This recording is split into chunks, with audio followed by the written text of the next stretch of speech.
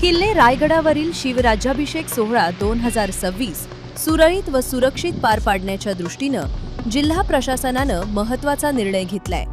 जिल्हाधिकारी किशन जावळे यांनी दिनांक 5 जून 2026 रोजी सायंकाळी 4 वाजल्यापासून ते दिनांक 6 जून 2026 रोजी रात्री 10 वाजेपर्यंत जड अवजड वाहनांच्या वाहतुकीवर बंदी घालण्याची अधिसूचना जारी केली आहे।